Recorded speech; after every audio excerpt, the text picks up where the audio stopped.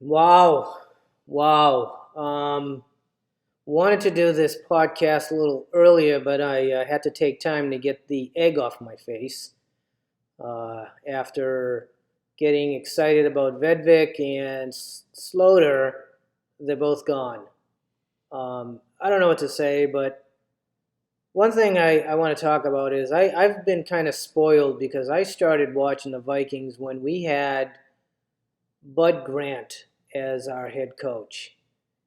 And Bud Grant, and this is after I saw an interview with him and a few things that he said, didn't just measure a guy by his technical abilities, speed, power, and all that kind of stuff. The thing that was most important to him was this guy a winner? And a classic example would be our quarterback in 1969, the Mexican, and all of a sudden I'm drawing a blank on his name, but it just came to me, Joe Cap. Anyone remember Joe Cap?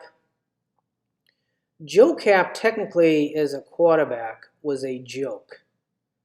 He couldn't throw a spiral. Other players would just laugh at his passes because most of them were ducks.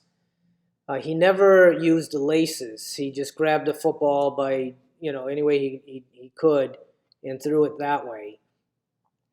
But Bud Grant wanted him on his team because Cap was a winner, and he liked that. And Cap took us to a Super Bowl.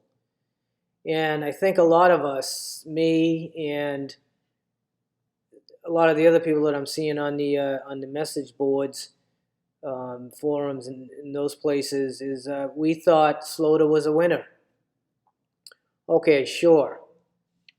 He missed a call on a blitz. I mean, the guy is on a third string. He's not getting many quality snaps in practice. He's just getting the scraps or whatever. He gets thrown in a game and he's got to produce, and he makes one flaw. And now that's why you're going to cut the guy, because he can't make a call at the line of scrimmage when clearly he hasn't been practiced enough with all the different variables that they throw at you when you're a quarterback. So, I mean, I am really devastated by the fact that, number one, he never got a chance to play with the second team or the first team. I think if you have a guy in for 3 years who clearly has shown that he can perform on a third team, you got to bring him up to the second team just to see if he can perform. I mean, that's all we want. I mean, if he came in with the second team or even the first team and really just looked terrible, then you could say, we gave him a shot. He's just not capable, and so we're going to just release him. But he never got a chance.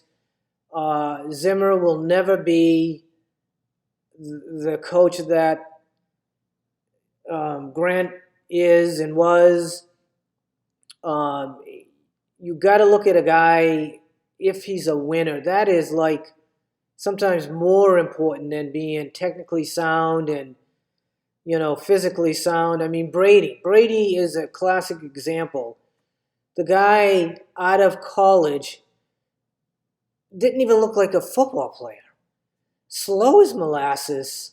He had, in the combine, you take off their shirts and they stretch their arms out and do all that. He looked like a string bean, yet he was a winner. And somewhere along the line, the Pats brass and the coaches, they saw something, and the rest is history.